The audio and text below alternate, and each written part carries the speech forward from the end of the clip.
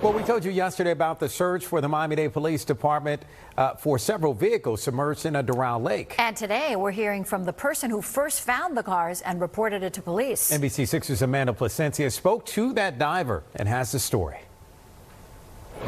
Over 30 vehicles were found in this lake in Doral, and today we spoke to the group that made the initial discovery before turning it over to police.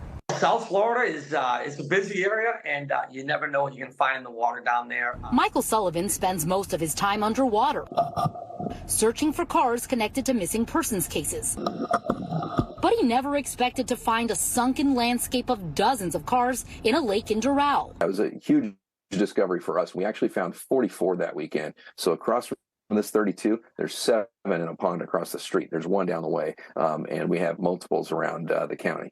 Ken Fleming with Recon Dive Recovery says this find over the weekend has been their biggest one yet. Many of the cars were relics, underwater for over 20 years. We've shown our search those lakes and located those vehicles, and then the 3 teams dove on those vehicles together. Sunshine State Sonar is a volunteer search team specializing in using underwater sonar technology. They work with families and law enforcement as they dive into the past to try and solve missing persons cases. With their dive partners, they have an open list of cases in South Florida, but the case of Ronald Gilchrist, who went missing in the 80s, is what brought them to the area. He was headed for Miami Airport to pick up his family, never picked up his family, and that's one of the reasons we're focusing on airport-adjacent bodies of water. These volunteers first use sonar equipment similar to fish finders before they go down into the murky depths.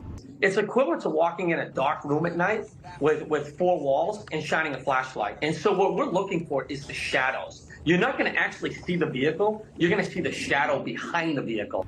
Miami-Dade police recovered 4 of the cars on Tuesday. So far, 2 were confirmed as stolen vehicles. Sullivan shared why they're so passionate on this mission. We work with families, and when you meet these families and you can see the hurt, their loved ones were missing for 10, 15, 20 years. And when, law enforcement comes up empty, and there's nothing left they can do, that's when we come in and see if we can, sort of fill that void and that gap that's left there and, do the underwater stuff, especially when there's a vehicle involved.